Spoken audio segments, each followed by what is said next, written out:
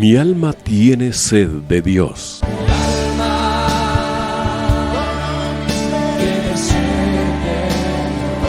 Un espacio que reconforta, alienta y motiva a la luz de la palabra de Dios.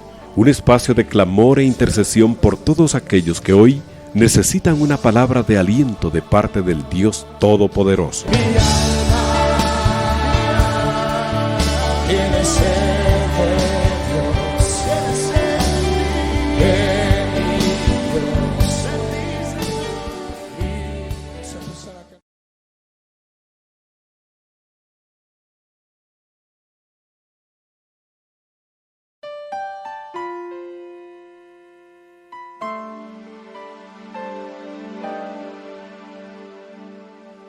Bendiciones, amados hermanos, un gusto poder saludarles y darles la más cordial bienvenida a este espacio de Mi alma tiene sed.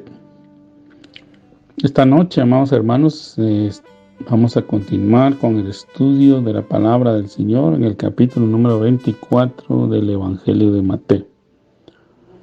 Todo esto como parte de la serie de temas que hemos estado estudiando acerca del regreso del Señor, que, como lo comenté al inicio de esta serie, debe ser uno de los pilares fundamentales de la fe de todo creyente. Para que nuestra fe sea firme, se arraigue, amados hermanos.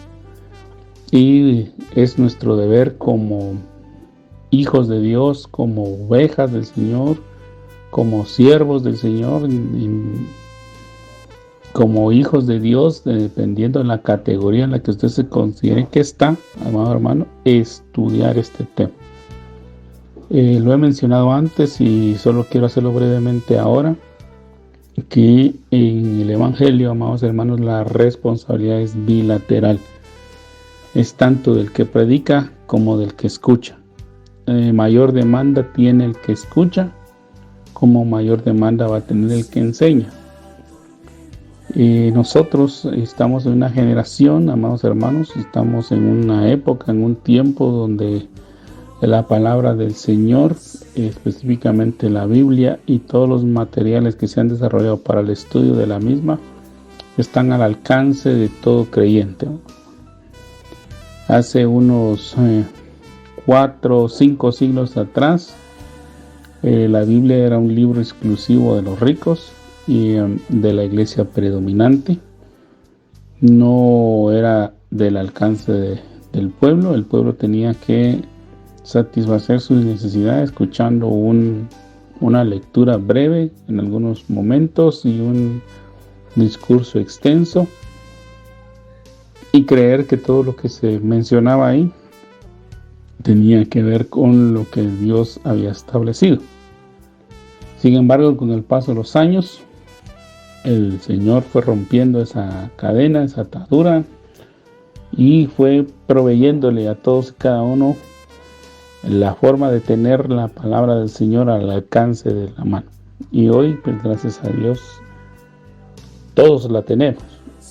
Pero tenemos la mayor bendición sobre todas las cosas, amado hermano, porque me recuerda que uno de los dogmas de la iglesia predominante es que la Biblia no estaba al alcance de todos, porque cada quien iba a hacer su interpretación particular.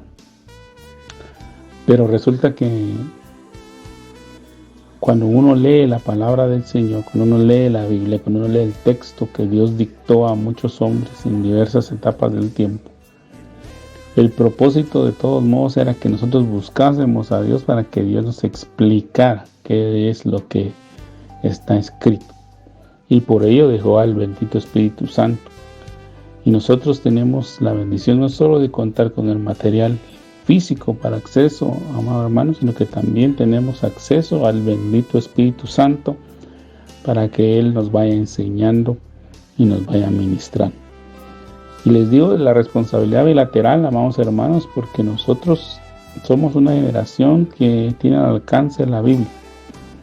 Todos tenemos que hacer el esfuerzo de tener una, de estudiarla, de ir ampliando nuestro conocimiento, de tener esa hambre y sed por lo espiritual. Así como tenemos hambre y sed por lo material, amado hermano, también deberíamos de tener hambre y sed por lo espiritual y Dios ha de saciar toda esa necesidad que nosotros tenemos. Y parte de la enseñanza es que el Señor va a regresar. Y como lo he mencionado también en programas anteriores, la venida del Señor, la primera manifestación que ya se concretó hace cerca de 2000 años, tenía sus facetas, tenía sus fases, tenía sus etapas, tenía sus ciclos, tenía sus momentos. De igual forma, la segunda venida, amados hermanos, tiene sus etapas, sus ciclos, también tiene sus grupos. Entonces tenemos que estudiar, amados hermanos, tenemos que esforzarnos en leer, en pedirle al Señor la guianza para tener la correcta interpretación de las cosas y pues comprender en qué tiempo estamos. Y en el capítulo 24 es una enseñanza, como lo he recalcado ya en este tercer programa sobre este mismo capítulo, que es para los discípulos exclusivamente. Esta enseñanza no fue pública. Esta enseñanza el Señor la dio ante una multitud, sentado en una barca o sentado en algún monte, sino que fue una enseñanza que el Señor dio cuando Él salió del templo después de haber estado enseñando durante el día. Él iba con sus discípulos hacia Betania o hacia el Monte de los Olivos, que son los dos lugares donde el Señor pasó parte de la última semana que Él tuvo ministerio público, amados hermanos, de la semana de la Pascua, la semana que nosotros conmemoramos como la Semana Santa. Actualmente esa última semana el Señor estuvo yendo y viniendo durante algunos días. Los primeros días de esa semana estuvo yendo y viniendo hacia Betania, que ahí es donde tenía su lugar para reposar en la casa de Marta, María y Lázaro, o bien se quedaba en el Monte de los Olivos, que fue donde fue tomado preso cuando el plan de Dios, empezó a cumplirse. Y entonces es una enseñanza para los discípulos. Con esto nos está remarcando el Señor que nosotros, los que estamos comprometidos con la búsqueda del Señor, debemos de esforzarnos en estudiar estos acontecimientos. Y como lo he mencionado también, amados hermanos, y entiendo, ¿verdad?, que el Señor dejó muy claro desde los libros proféticos, amados hermanos, desde el Antiguo Testamento, que todos los eventos que tenían que ver con el Señor iban a estar rodeados o iban a tener algunas señales cósmicas, algunas señales políticas, algunas señales sociales, algunas señales en la humanidad, o sea, a nivel de las personas, y también iba a tener eventos en el clima, ¿verdad?, en el ambiente que nos rodea, amados hermanos. Y eso está aconteciendo, pues muchos de los que enseñan acerca del final de los tiempos, generalmente cuando ocurre algún fenómeno astronómico o algún fenómeno digamos en el clima, por ejemplo los huracanes, las tormentas, las excesivas lluvias, las inundaciones, amado hermano, algún fenómeno astronómico como un eclipse de sol o un eclipse de luna, y sea el fenómeno de las lunas sangrientas o del sol oscuro, generalmente son acontecimientos que sirven para retomar el tema del Señor y dar alguna enseñanza de tipo escatológico. Y algunos fenómenos políticos también ha sido el objeto de eso, pero principalmente, amado hermano, cuando hay alguna situación o evento que se relaciona con Israel primordialmente, sirve para retomar el tema de el final de los tiempos. Pero nosotros, amado hermano, debemos de retomar o deberíamos de estar estudiando el tema del final de los tiempos independientemente de todas las señales que se están dando. Porque aunque las señales nos apuntan a que el Señor viene, nuestro corazón debería estar preparado para que ya sea que Él venga en este momento, porque Él podría hacerlo, o viniera al final de la tarde, o viniera mañana, o viniera en el tiempo que Él lo desee, nos encuentre preparados. Ese es el verdadero deseo de Dios, que nosotros estemos preparados y estemos amando el regreso del Señor, tal y como lo hacía el apóstol Pablo, por ejemplo. El apóstol Pablo ejerció su ministerio con fuerza, con ánimo, con ahínco, pero esperaba al Señor. Y él llegó un momento en que él consideró que ya había terminado.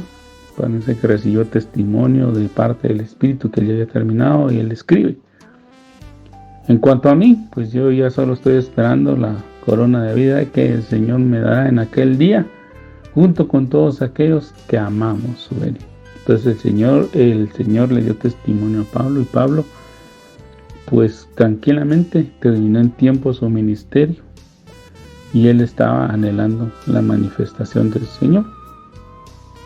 Y alguno me dirá: sí, pero Pablo murió y el Señor no vino. Pues así es, amado hermano. El Señor ha dejado algunas condiciones, amado hermano, en cuanto a su venida se refiere.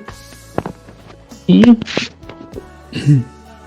como lo he mencionado en algunos programas, nosotros no hemos cumplido con tales condiciones.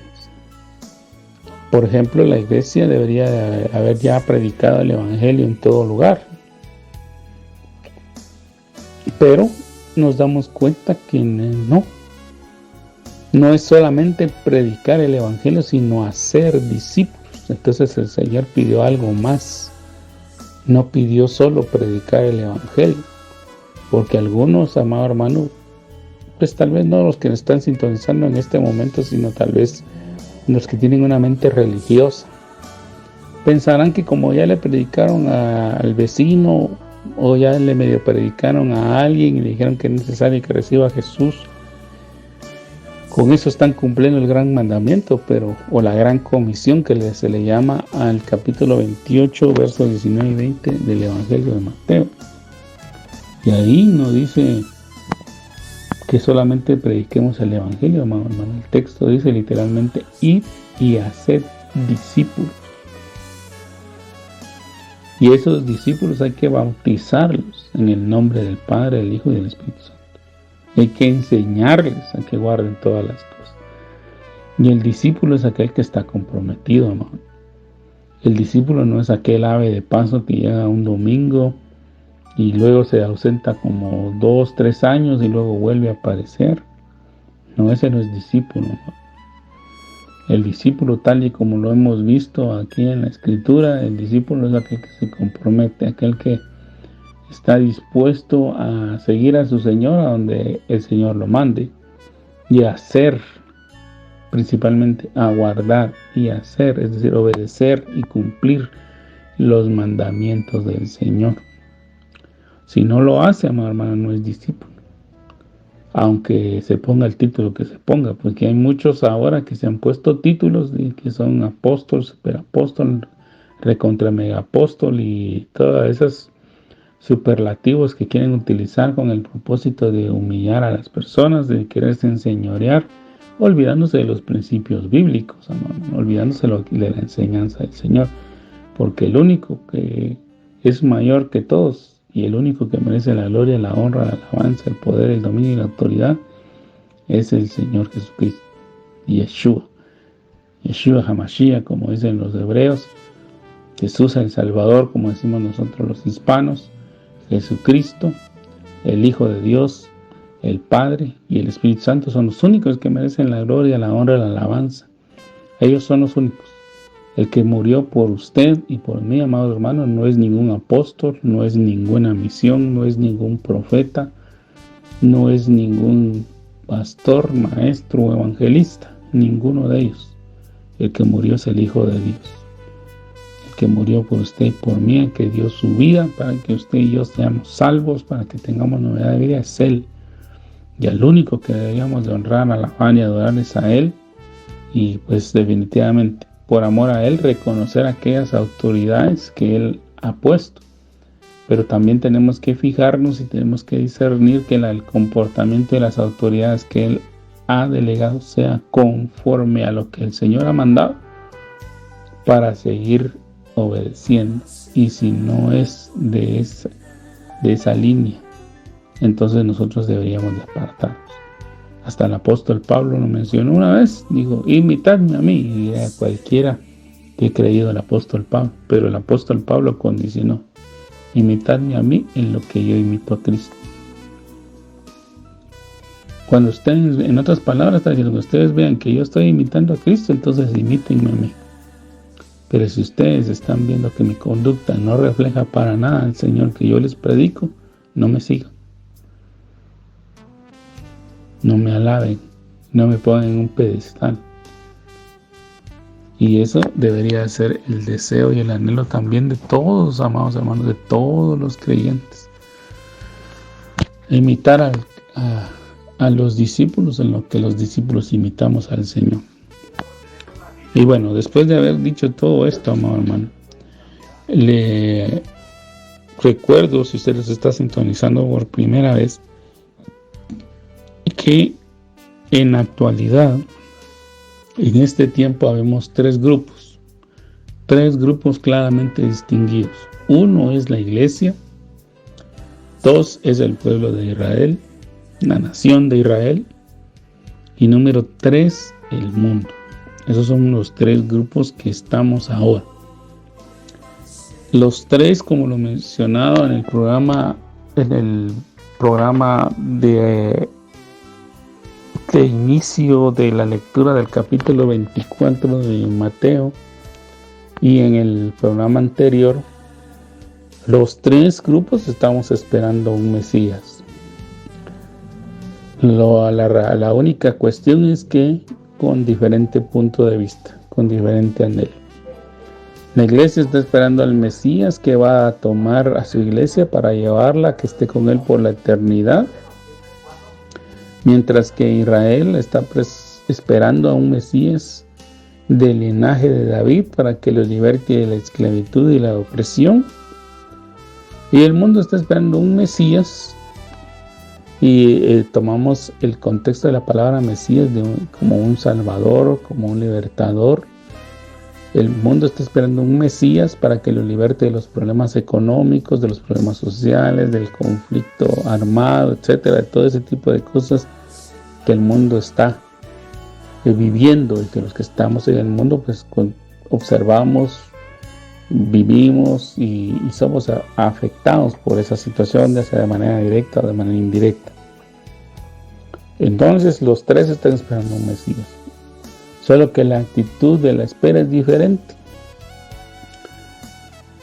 Entonces, el capítulo 24, como lo hemos estado estudiando y hemos llegado ya hasta el verso número 28, está hablando para los tres grupos, para la iglesia, para Israel y para el mundo. Ya vimos en la sección que le corresponde a los tres en general, porque tiene una sección general. Tiene la sección para los discípulos, que ya la vimos. En el programa anterior analizamos parte de lo que es de la iglesia y lo que es de Israel. Y hoy vamos a hablar de lo que es para el mundo.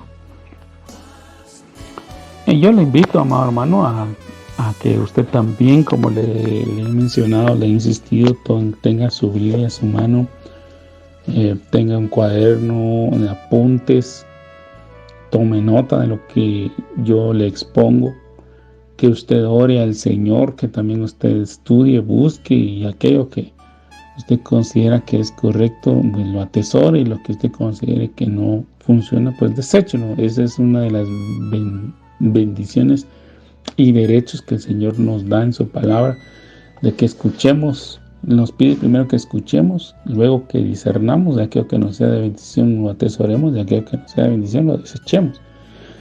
Y también pues le he pedido, ¿verdad, amado hermano, respetuosamente, que si usted ha escuchado alguna enseñanza sobre Mateo 24, por algún momento la haga a un lado, no prejuzgue sin haber escuchado y sin haber leído, sin haber usted sacado su propia deducción, porque muchas veces hemos recibido enseñanzas de hombres de Dios a los que respetamos. Como le he dicho, este programa no es para denigrar a nadie, ni para insultar a nadie, ni para faltarle respeto a nadie, sino para que cada uno de nosotros, amados hermanos, con la palabra de Dios seamos exhortados, consolados, animados, redarguidos, fortalecidos, pero también corregidos en determinado momento.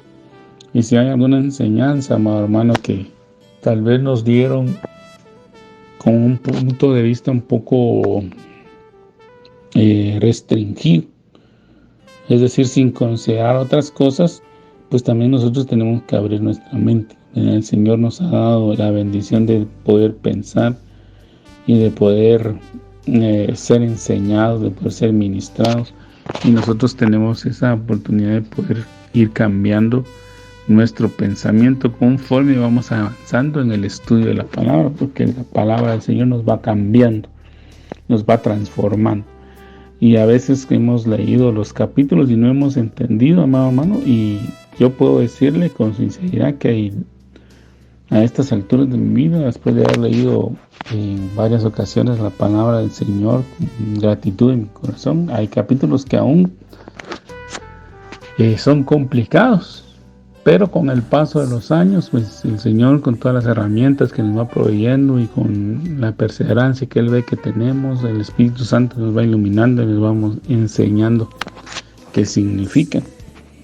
Y bueno, pues este es el caso del capítulo 24 de Mateo. Algunos pues no estudian escatología o no quieren escuchar el tema del final de los tiempos porque les da miedo, o porque se mentalizan que no lo entienden, o porque se mentalizan que eso es solo para los ministros, para los ungidos. Y la palabra del Señor, como lo mencioné hace unos momentos, ya está a disponibilidad de todos. Es nuestro deber el anhelar, el desear, estudiar sobre ella y meditar sobre ella. Así que, entonces, en el verso 29, estamos viendo ya una sección que nos va a hablar de temas para el mundo y de algunos recordatorios para los discípulos. Dice aquí: e inmediatamente después de la tribulación de aquellos días. Aquí quiero hacer una pausa, amado hermano, porque obviamente cuando estudiamos el final de los tiempos, en palabras del Señor Jesucristo, hay una tribulación y una gran tribulación, y eso se enmarca en Apocalipsis: tribulación y gran tribulación. La iglesia no va a pasar ninguna de las dos etapas, ni la tribulación ni la gran tribulación. La iglesia va a ser tomada antes.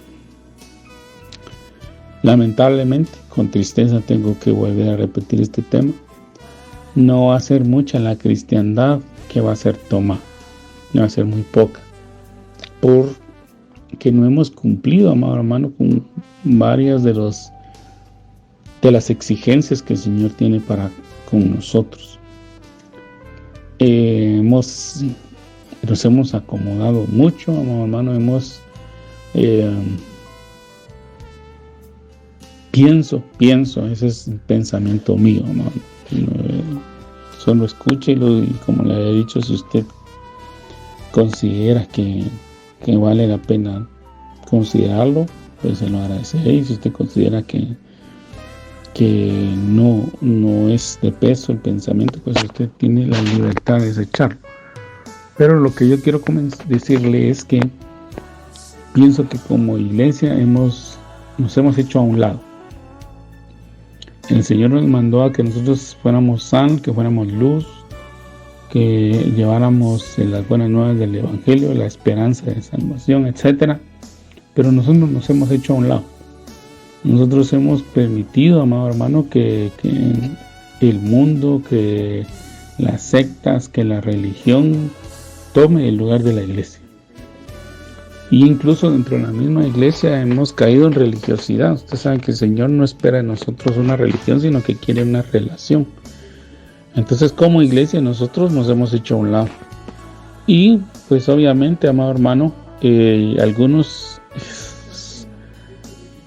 han tomado ahora la pugna, ya no es tanto en forma doctrinal, amado hermano, porque tristemente también la iglesia evangélica, si usted me permite utilizar ese término en este momento, la iglesia evangélica, la iglesia que dice que sigue a Jesucristo, se volvió en religiosa, y la pugna o la división de la iglesia se ha generado por temas que consideran ellos doctrinales o dogmáticos, ¿no? Algunos que es más importante el bautizo en agua, otros que es más importante el bautizo con el Espíritu Santo, otros que es más importante guardar X día, otros que es más importante guardar X mandamiento, y así tenemos dentro de la misma iglesia cristiana evangélica, ahora tenemos como 12 o 15 corrientes que la dividen, amado hermano, y en lugar de enfocarnos en llevar la salvación a la humanidad que lo necesita,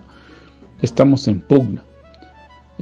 Hace unos años, desde el inicio del presente siglo, desde el año 2000, empezó la pugna porque los ministerios se levantaron, que si hay apóstoles, que no hay apóstoles, y llegó un momento en que fue tanto el crecer de los apóstoles que ya fuimos objeto de burla, amado hermano. Ya se decía que habían apóstoles para la venta de hot dogs, apóstoles para esto, apóstoles para lo otro.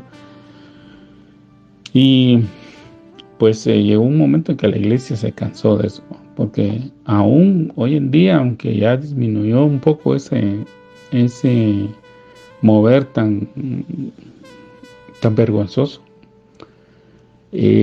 todavía aún hay lugares donde dicen: no, es que yo soy súper apóstol y tú sos apóstol, yo soy apóstol angélico, o sea, como que hubieran niveles, y verdaderamente eso nos debería de avergonzar.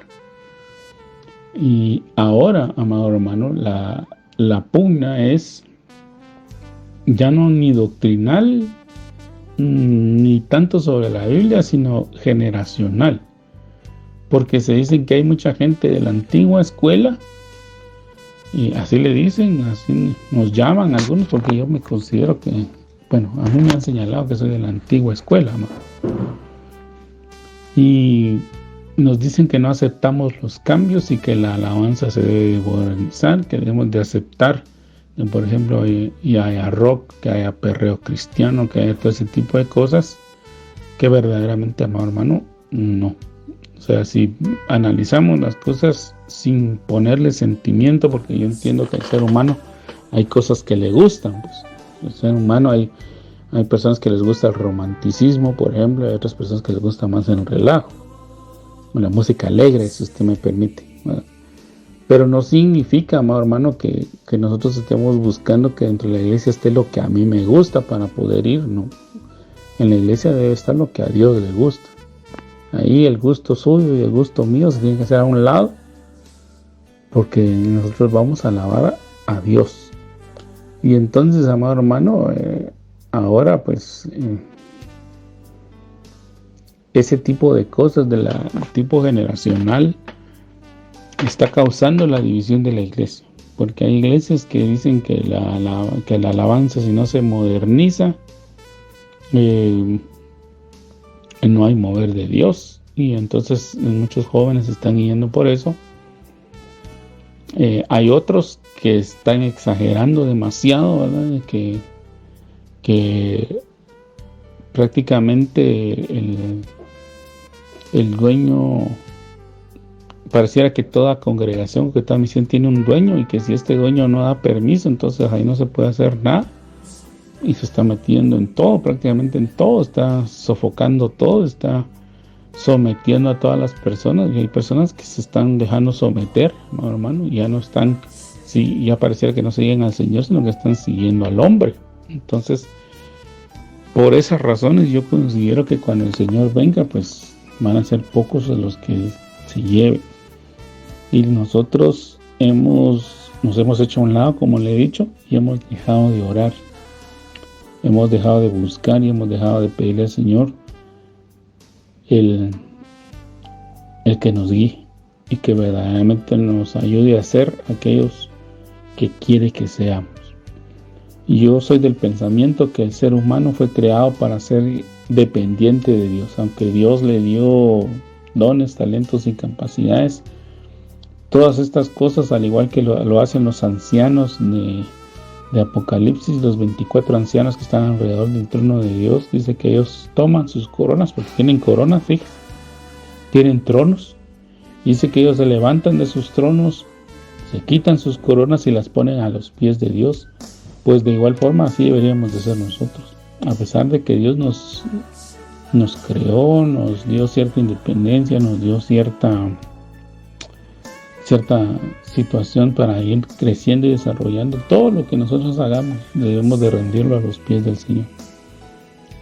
Y eso es lo que ha ocasionado que la iglesia no sea ese ente viviente en el que estamos. Y lo comenté en un programa anterior y lo vuelvo a hacer ahora, amado hermano. Para mí es un insulto que se le diga que muchos cristianos digan que estamos hablando de la iglesia primitiva cuando hablamos del libro de los Hechos. No estamos hablando de ninguna iglesia primitiva, amado hermano. Lo que estamos hablando ahí es del modelo de la iglesia que el Señor quiere. Y esa iglesia debe ser poderosa, debe ser fuerte en la oración, debe ser fuerte en la intercesión, debe ser fuerte en la comunión con el Espíritu Santo, debe ser fuerte en la predicación de la palabra, debe de manifestar el poder de Dios, porque nuestro Dios está vivo, amado hermano, no está muerto. Las sanidades deberían de ocurrir, deberían de darse, pero no para hacer show de televisión ni para andar queriendo sacarle el dinero a la gente, sino porque verdaderamente Dios tiene misericordia de nosotros, amado hermano, y hay muchas personas que necesitan experimentar el poder de Dios. Debemos de comparecer ante los tribunales, ante los reyes, ante muchas personas para hacerles ver que nuestro Señor está vivo y que no es un Dios muerto, y nosotros deberíamos de tener ese fuego y ese poder en la palabra, avivados por el Espíritu, para anunciar las virtudes del Señor. Entonces, para mí no estamos hablando de la iglesia primitiva ni de la iglesia histórica, amado hermano. Dios reprenda al diablo. Ese es el modelo de la iglesia que Dios quiere. Y como lo he mencionado y lo recalca el capítulo 24 de Mateo, la iglesia siempre va a ser objeto de persecución, porque la iglesia y el mundo no caminan juntos, amado. Nunca.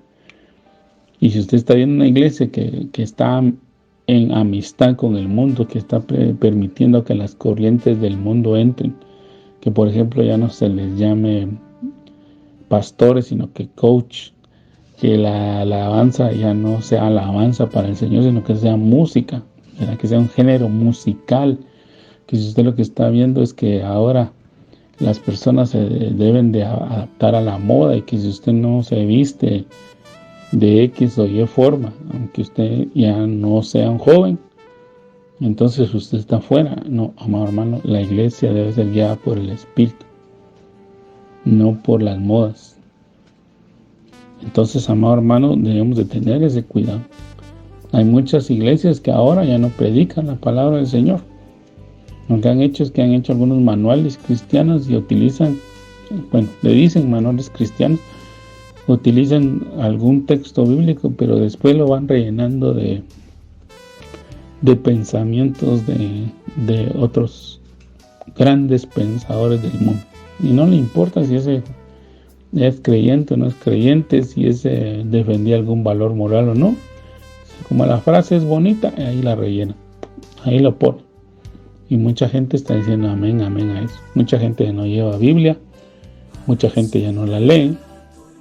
Mucha gente se guía por lo que le ponen en las iglesias, y eso no debe ser así, amado. Nosotros debemos de buscar en la palabra del Señor.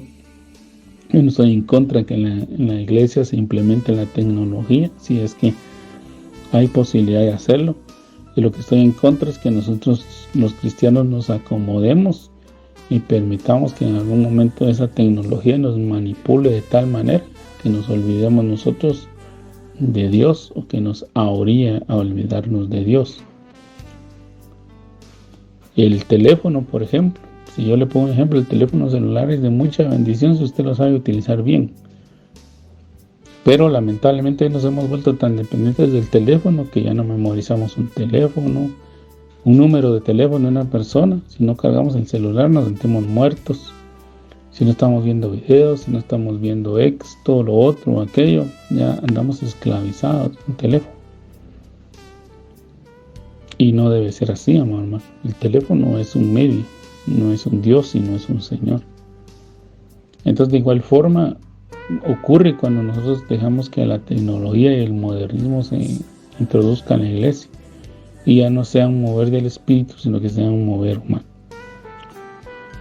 Entonces, perdón, hermano, me extendí aquí, pero la tribulación está hablando ya del final de esa etapa. Entonces, recuérdese que el mundo va a ser juzgado en la tribulación.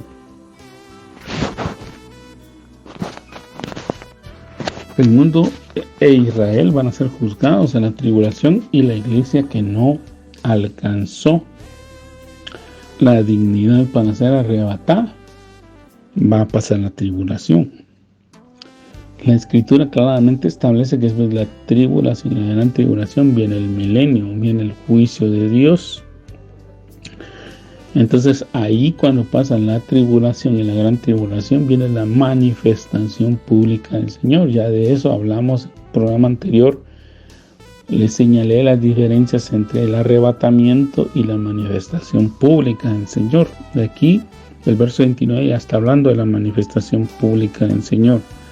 Porque dice que después de aquella tribulación, inmediatamente después de la tribulación de aquellos días, el sol se oscurecerá y la luna no dará su resplandor, y las estrellas del cielo caerán y las potencias de los cielos serán conmovidas. Entonces aparecerá la señal del Hijo del Hombre en el cielo, y entonces todas las tribus de la tierra, se lamentarán todas las tribus de la tierra y verán al Hijo del Hombre viniendo sobre las nubes del cielo con poder y gran gloria. Entonces, amado hermano, allá están viendo al Señor públicamente. Allá es una manifestación pública, allá es una manifestación para la humanidad, porque dice que todas las tribus de la tierra lo verán. Y usted se da cuenta, no dice de la tierra de Israel, no, ahí dice de la tierra, el mundo completo. Y va a ser una manifestación que todo el mundo va a ver. Ahí ya no es ni solo para la iglesia, ni solo para Israel, sino que es para toda la humanidad que se quedó. Y entonces van a empezar a ver las manifestaciones públicas de todo aquello que niega, porque dice la escritura en el verso 31, y enviará a sus ángeles con gran voz de trompeta y juntará a sus escogidos de los cuatro vientos de un extremo hasta el otro. De la higuera aprended la parábola. Cuando ya su rama está tierna y brotan las hojas, sabéis que el verano está cerca. Así también vosotros, cuando veáis todas estas cosas, conoced que está cerca a las puertas. De cierto os digo que no pasará esta generación hasta que todo esto acontezca.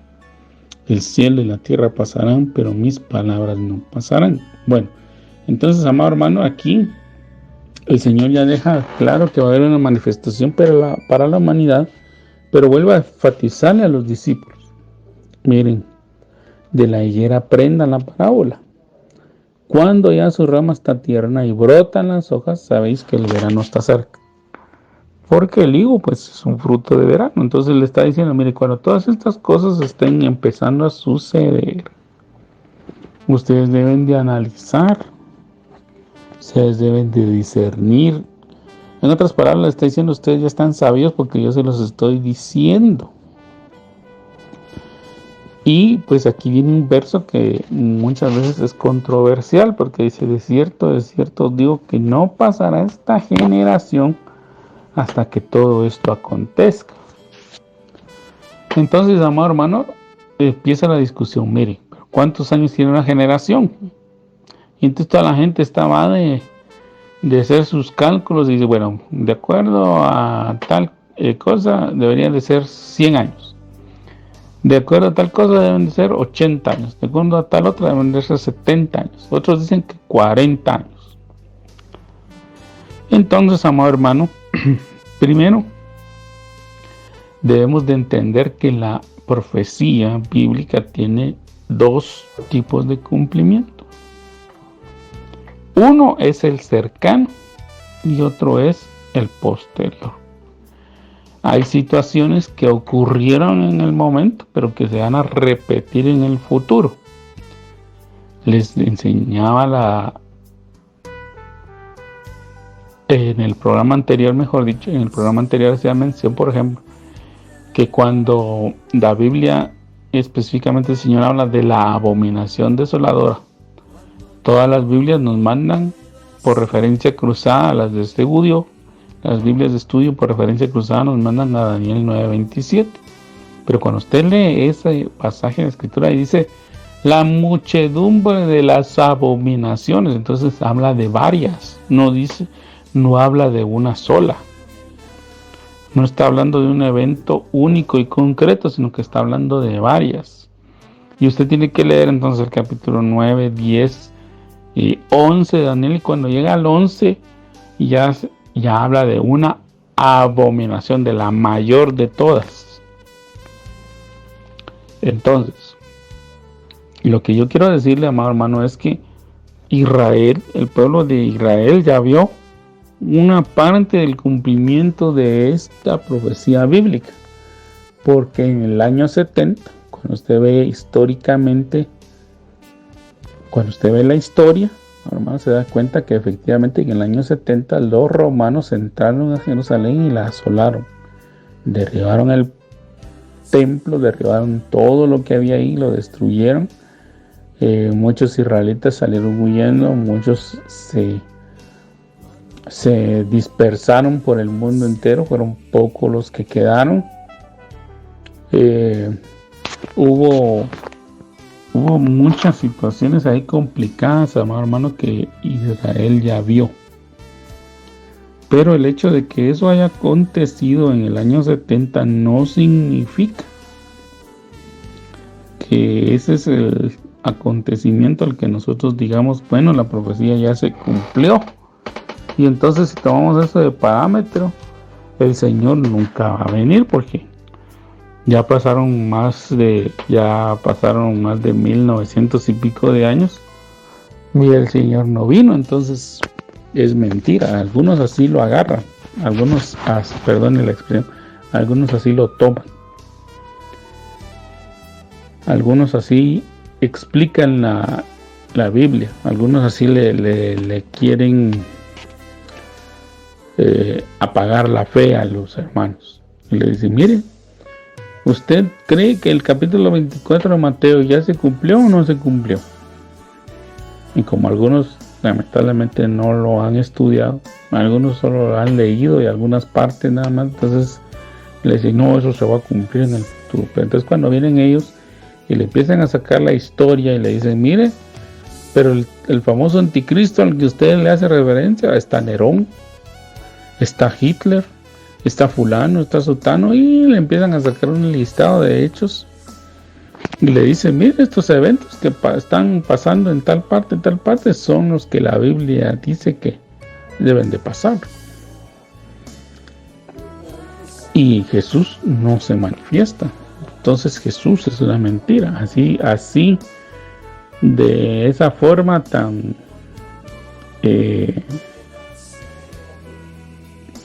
fuerte, si ustedes me permiten hablar, pero también tan mala, toman a los creyentes y los tratan de aplastar.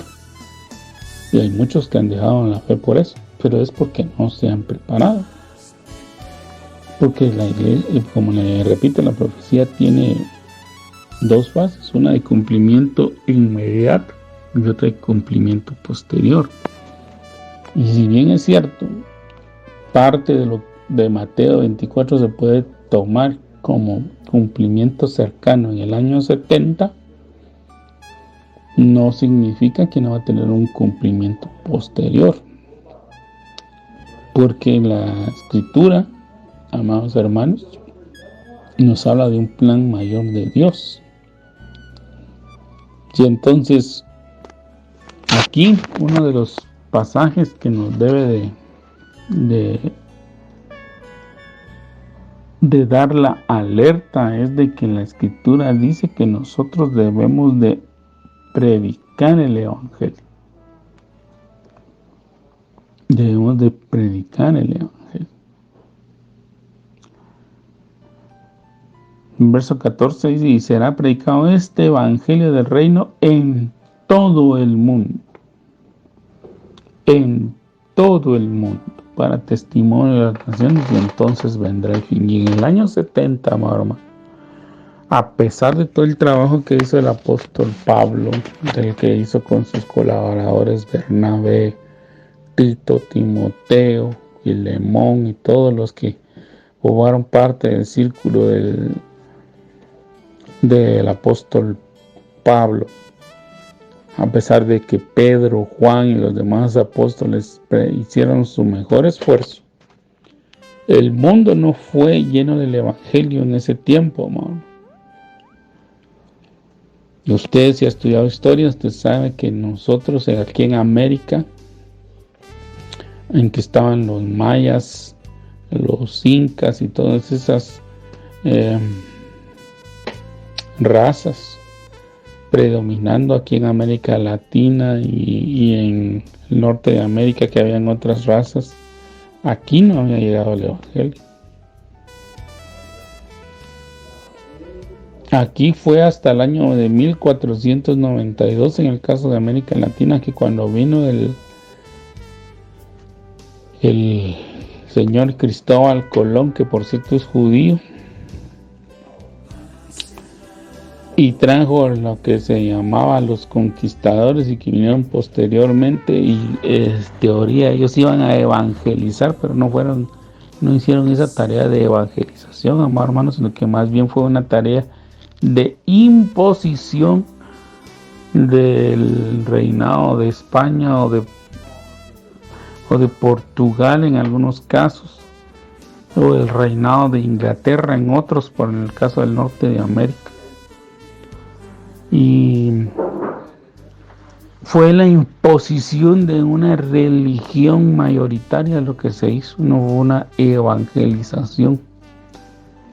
Y aún en los años 1500, 1600, ya aquí en América Latina,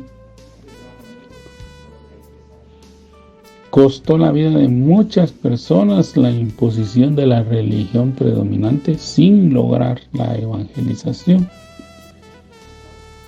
Lo que nosotros llamaríamos ahora la predicación del evangelio empezó en América Latina en los años 1930, por ahí. Hasta ahí empezó la tarea de evangelización de acuerdo al parámetro bíblico, no al parámetro de imposición de una religión predominante, donde si usted no creía lo mataban, o si usted se sublevaba lo mataban.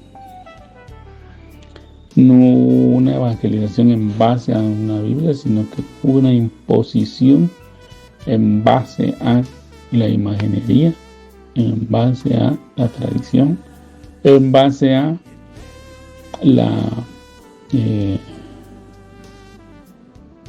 mezcla de las costumbres romanas y las costumbres locales. Entonces, amado hermano, el evangelio hasta ahora está siendo predicado. Como le digo, no ha sido predicado del todo con el poder y la forma que debe hacerse.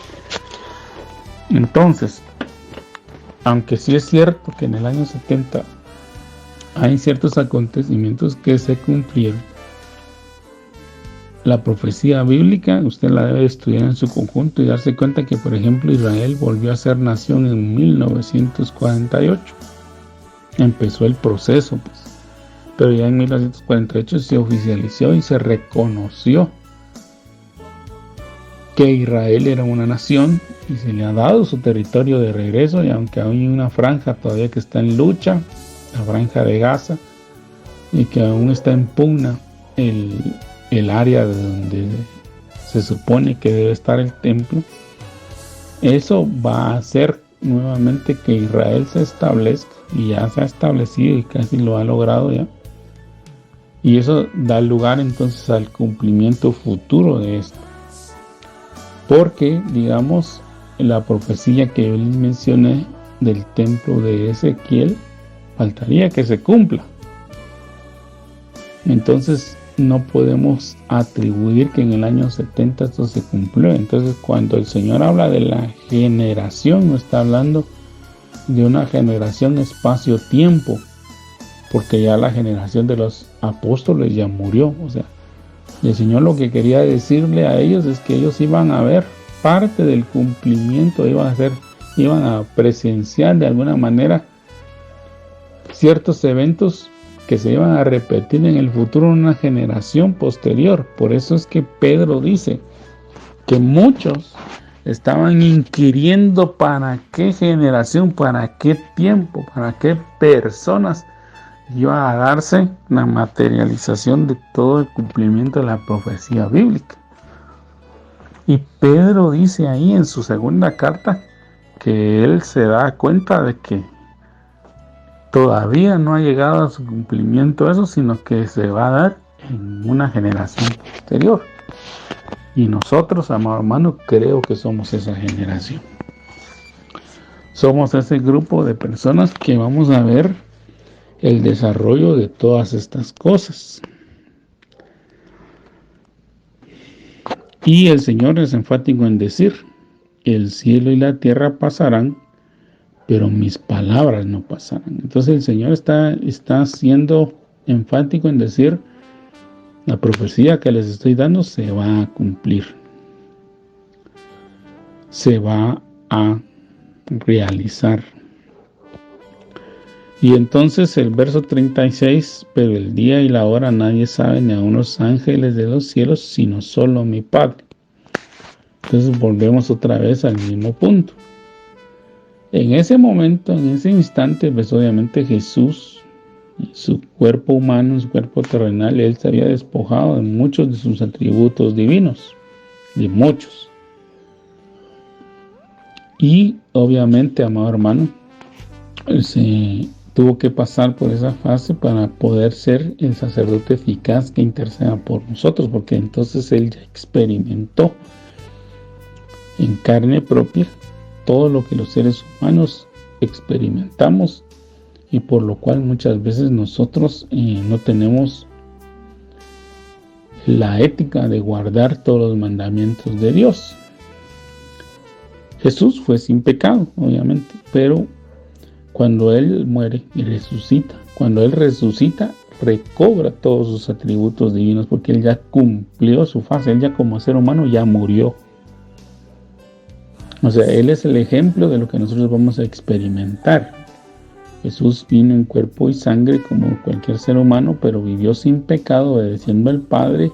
Él dio su vida, Él murió, Él derramó su sangre, Él se despojó ya de esa situación humana que Él tenía, pero sí tomó ese cuerpo, porque obviamente es un cuerpo divino, hermano, porque no podía dejar que su santo viera corrupción. Es una de las profecías y una de las promesas bíblicas que está en la palabra del Señor. Entonces Él tomó su cuerpo, pero ya lo despojó de la humanidad, que es la sangre. El Señor dijo que la vida del hombre está en su sangre, y por eso es la prohibición de no comer sangre. Pero entonces Él se despojó, ya fue resucitado en el poder del Espíritu Santo, como nosotros lo vamos a hacer, y fue transformado. Entonces ahora Él ya tiene Él ya recuperó su divinidad. Entonces ahora Él también ya sabe el tiempo y el momento, porque Él y el Padre son uno. Eso es lo que no se nos debe de olvidar. Jesús dijo: el Padre y yo uno somos. Así que nos deja nuevamente esa enseñanza enfática y nos recuerda: como en los días de Noé, así será la venida del Hijo del Hombre. Entonces tenemos que ir a ver cómo eran los días de Noé. Y dice aquí: porque como en los días antes del diluvio estaban comiendo y bebiendo, casándose y dándose en casamiento, hasta el día en que Noé entró en el arca, y no entendieron hasta que vino el diluvio y se los llevó a todos, así será también la venida del Hijo del Hombre. ¿Ya? Entonces, cuando vemos los días de Noé, hay un grupo que es Noé y su familia son un grupo que conocen, que tienen una relación con Dios, y hay otro grupo que es la humanidad, que no tiene ninguna relación con Dios. Noé obedece a Dios, Noé recibe el mandamiento de hacer un arca, es una obra arquitectónica que nunca se había hecho, y se empiezan a manejar nuevos términos, porque él dice él va a llover, y la gente no sabía que era llover, porque la Biblia dice claramente que en aquel entonces no era como nuestro sistema actual, que usted ve descender lluvia del cielo, sino que la escritura dice que en ese momento, en ese tiempo, el agua brotaba de la tierra y regaba. Entonces de la tierra salía cada cierto tiempo agua para irrigar los cultivos, las plantas y todo. Y así era como se mantenía. No había un momento en que se pusieran nubes en el cielo, se oscureciera y empezara a caer agua, ¿no? Era diferente. Y entonces Noé empieza a construir un arca, empieza a recibir las burlas, empieza a recibir las críticas como lo hace la iglesia, el que obedece a Dios. Y no entendieron hasta que Noé recibió de parte de Dios, porque la escritura dice que Dios mismo fue el que cerró la puerta del arca, no fue Noé. Fue Dios el que cerró la puerta del arca cuando él ya les dio la orden de que entraran y haya entrado el último animal que estaba destinado. Dios cerró el arca y ya nadie pudo abrir. Y empezó a llover cuando todos creyeron. Así, de esa forma dice que va a ser la venida. Y nos habla, entonces estarán dos en el campo, uno será tomado y el otro será dejado. Dos mujeres estarán moliendo en un molino, una será tomada y la otra será dejada. Y vuelve a insistir el Señor, velad. Eso es lo que dice el Señor, velad. Cuando dice velad no es que no durmamos, hermanos, sino que dice que estemos atentos, que estemos fijándonos, que estemos discerniendo. Dice, porque no sabéis a qué hora ha de venir vuestro Señor. Pero sabed esto, dice, que si el padre de familia supiese a qué hora el ladrón habría de venir, velaría y no dejaría minar su casa. Pues así como, amado hermano, nosotros supiéramos en qué momento viene el ladrón, estamos más que preparados, ¿verdad, hermano? Para que no dañe nuestro patrimonio, o daña a nuestra esposa, o daña a nuestros hijos. La esposa en el caso del varón, o el esposo en el caso de la hermana. Pero el énfasis que quiere dar el Señor aquí es que nosotros deberíamos de estar preparados, deberíamos de estar atentos, porque ese acontecimiento va a suceder y que no nos agarre por sorpresa. Entonces dice aquí, por tanto también vosotros estad preparados, porque el Hijo del Hombre vendrá a la hora que no pensáis. ¿Quién es la pregunta del verso 45? ¿Quién es pues el siervo fiel y prudente al cual puso su Señor sobre su casa para que dé alimento a su tiempo? Bienaventurado aquel siervo al cual cuando su Señor venga le haya haciendo así. De cierto os digo que sobre todos sus bienes le pondrá. Entonces, amado hermano, voy a leer este último verso y le voy a dar una explicación antes de que se me termine el tiempo. Pero si aquel siervo malo dijera en su corazón, mi siervo tarda en venir, y comenzara a golpear a sus consiervos y aún a comer y a beber con los borrachos, vendrá el Señor de aquel siervo en día que éste no espera y a la hora que no sabe, y lo castigará duramente y pondrá su parte con los hipócritas. Ahí será el lloro y crujir de dientes. Entonces, amado hermano, el énfasis es que estemos preparados, que estemos atentos, que nos estemos fijando, pero que tampoco eso signifique que dejemos de hacer aquello por lo cual el Señor nos llamó. Por eso dice, ¿quién es aquel siervo fiel y prudente que el Señor puso para que dé el alimento a tiempo, ¿verdad? Para que dé alimento a tiempo, es decir, que no deje de hacer sus tareas, ¿verdad? Nosotros debemos de estar sirviendo al Señor, predicando, si nos han llamado a predicar, si nos han llamado a enseñar, si nos han llamado a servir, lo que el Señor nos haya llamado, debemos de estarlo realizando. Como hay un dicho popular ahí, no sé de quién es, pero lo he escuchado con mucha razón: con nuestra mirada puesta en el cielo, esperando las cosas del Señor, pero con nuestros pies en tierra.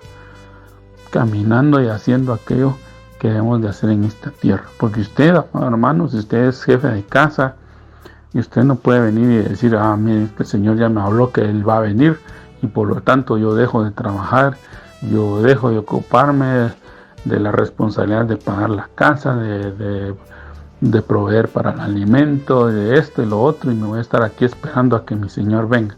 No, eso es que usted sea un haragán irresponsable. Si el Señor le dijo a usted que si usted recibió ese mensaje de que el Señor viene y ya le confirmó usted la fecha, usted lo que debe procurar es que cuando esa fecha llegue usted pueda decirle: Señor, tú me diste 10 minas y ahora tengo 20, las dupliqué. No que cuando el Señor venga, sí, Señor, me diste 10 minas, pero fíjate que las tuve que gastar porque como te estuve esperando, yo tenía que comer, Señor, yo tenía que alimentarme. Ahora resulta que no tengo las 10 minas, sino que las debes, Padre. Entonces hay que llevárselas a doña Chonita porque ella me estuvo fiando en el tiempo que tú no venías. ¿No? Entonces, por haragán lo van a echar fuera, hermano.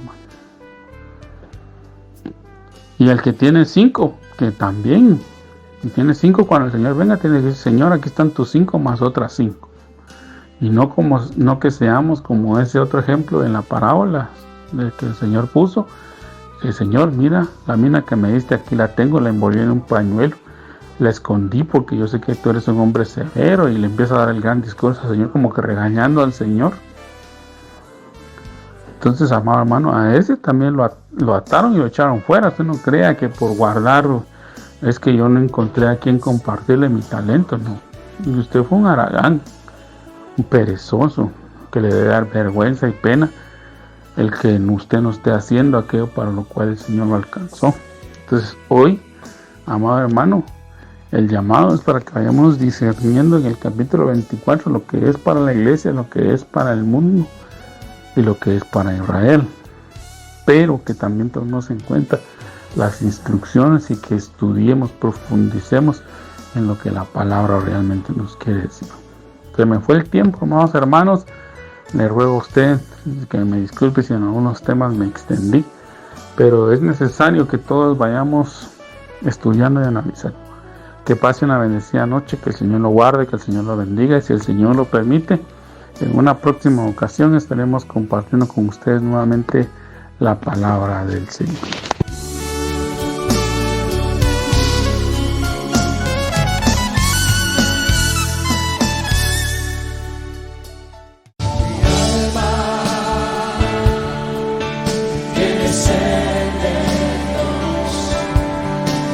Hemos presentado Mi alma tiene sed de Dios.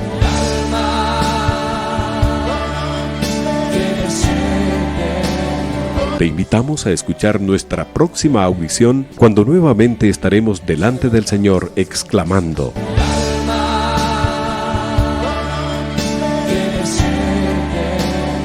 Mi alma tiene sed de Dios.